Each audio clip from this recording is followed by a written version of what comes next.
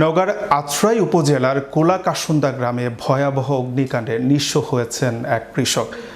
স্থানীয়রা জানিয়েছেন, সোমবার রাত আনুমানিক ১টার সময় তার বাড়ির পাশে অন্য শরিক আইয়ুব আলী গঙের গোয়াল ঘর থেকে আগুনের সূত্রপাত হয়। পরে তা ছড়িয়ে পড়ে কৃষক সিদ্দিক আকন্দের বাড়িতে। এ বিষয়ে আত্রাই থানার তদন্ত ওসি লুৎফর রহমান বলেন, ক্ষতিগ্রস্ত পরিবার 999-এ ফোন দিলে ঘটনাস্থলে অফিসার সহ ফোর্স পাঠানো হয়। এখন পর্যন্ত ক্ষতিগ্রস্ত পরিবারের পক্ষ থেকে কোনো লিখিত অভিযোগ পাওয়া যায়নি। অভিযোগ পেলে তদন্ত অনুযায়ী আইনগত ব্যবস্থা নেওয়া হবে। আমরা ভয়ে লোক করে থাকি, বড় লোক মানুষ, আমরা ভয়ে সবসময় থাকি। ওরা ভয়ে ভয়ে গন্ডগোল লাগা সবসময় ওই বাড়িতে মারামারি করে, আমরা দেখি না। ওরা তামাদিনী বাদ কয় আগুন লাগাই দিমু, তোরে উচ্ছেদ করে দিমু দিয়ে ওরা ভয়ে ভয়ে লাগে আগুন লাগাই দিয়ে আমার বেত আগুন পার হয় এই করেছে। আর ছাওয়াল যা ঠাস করে পড়ে গেছে বারান্দার ঘর মাছা মা আমার বাড়িতে আগুন লেগেছে।